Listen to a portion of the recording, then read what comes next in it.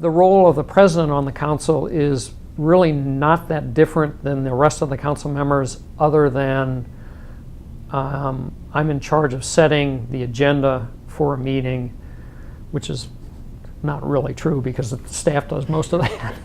But I'm also in charge of the management of the meetings, which can be interesting at times. Yeah. But my opinion on any given topic is of no more value than Al Silverstein's or Pete Lesher's or Ron Engels or Megan Cook's. We're all one vote. I think that process, obviously the applicant probably would disagree. I think that the process worked exactly how you want it to, and especially at the local government level. It was, in my view, completely transparent. We didn't rush to judgment. As a matter of fact, even some of the folks that were opposed to the annexation started to make some noise about us taking too much time, about coming to a conclusion. No, I'm actually very proud of the way that process worked. You never really know whether the decision that we arrived at is the proper one for the community. You can only do the best job you can, listen to what the citizens have to say. You know, if you're on either the planning commission or the town council, it behooves you to be familiar with the comprehensive plan and the zoning regulations. And I think the members of our planning commission and the town council certainly are very familiar with that. And so the precepts in the plan and in the zoning regulations were all followed, I think, and they were all followed out in the open. I mean, people could see the mechanisms at work. And I've had more than one person come up to me post that process, not necessarily wanting to compliment where we arrived, but were impressed by the transparency of how we got to where we got. That must make you feel pretty good. Yeah. Well, and I mean, anytime somebody if you're in local government, anytime somebody comes up to you and says, you did a good job, that certainly makes you feel good. But I think more importantly, it reinforces what we believe we do, which is to make decisions out in the open in front of the people with their input being considered. As I stated in the public hearing in my comments when I decided not to support the annexation, I'm not opposed to a retail use of some kind on that property. But I think you've got the Orion property, you've got the 3 commercial properties that were part of that annexation proposal. There's 2 more commercial properties adjacent to that. And then you've got the gray block property between what will be a light and the Orion property.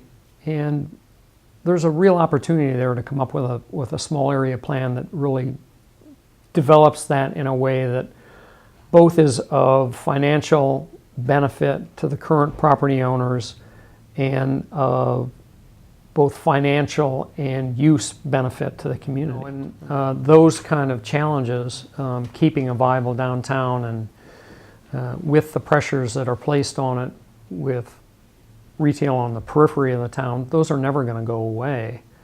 But I think Easton is, in many ways, whether it's an organic adjustment that's been made or maybe it's part of what the comp plan has been preaching, but there's definitely some weak spots in the downtown, but there's some real healthy spots as well.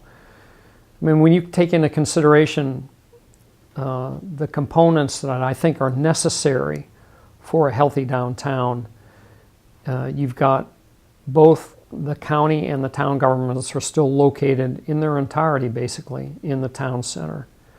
You've got not one, but 3 major not-for-profit draws. You've got the Avalon, which is a huge draw, and you've got the Academy Art Museum, you've got the Talbot Historical Society. Those all pull people in and give people a sense of ownership. The Avalon goes well beyond that because they pull people from all over the area. You have the Tidewater Inn, which is a huge asset to the downtown. And you still have some retail. It's under pressure. Certainly the restaurants and the antique stores are doing okay, and the art galleries. The rest of the boutique retail is constantly under pressure. The one thing I think that is missing, the one really important component in a healthy small town center, is an active and diverse residential component. Now, how Easton accomplishes that, I'm not quite certain. I mean, there's a lot of... Give me an example of that, if you would. Well, just imagine if the second and third stories in that center block across the street were all occupied with young professionals, apartments, some townhomes, people living down here 24/7. That brings a whole level of vitality to a town center that is really critical. Well, I've become somewhat involved with the Chesapeake MultiCultural Resource Center, which is a terrific organization.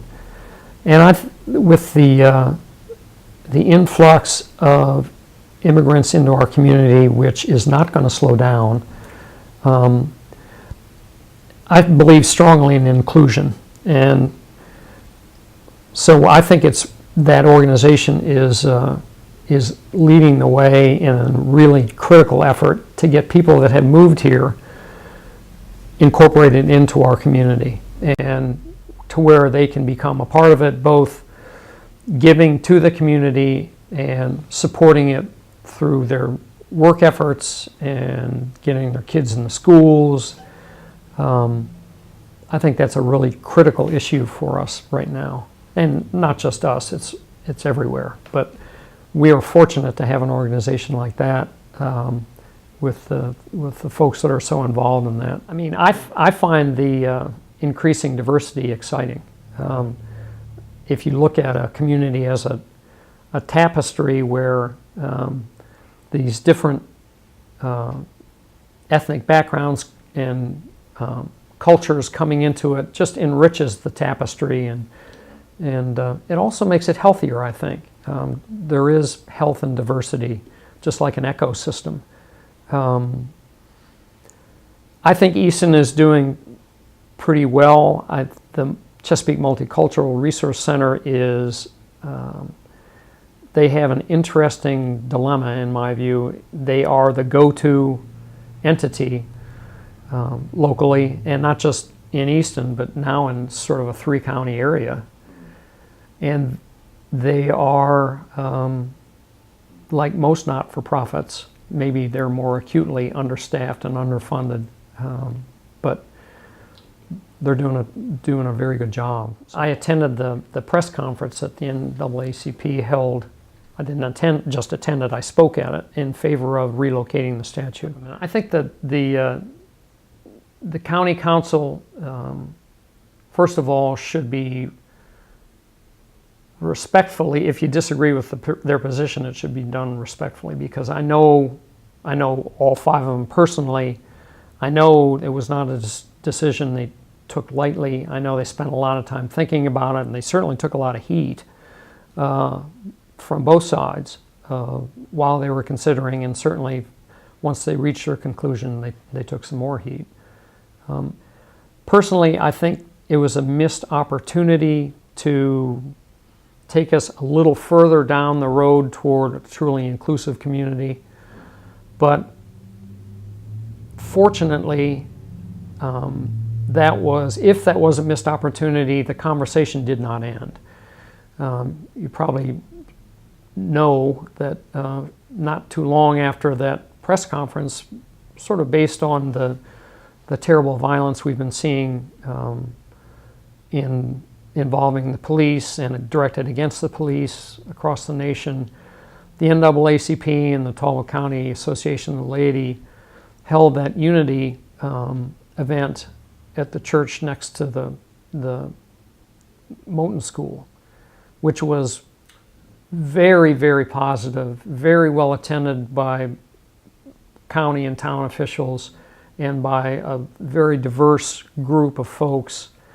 And it was very uplifting. It was positive. It was focused on the conversation that we need to have and continue to have about race in our community. And so the disappointment and maybe even anger over the decision about the Talbot Boys statue that the county made that wasn't the end of the story. And the story is continuing in a positive way. Again, we are a citizen-based planning community. So for the most part, I think people appreciate and realize that their comments are welcome at the front end of issues.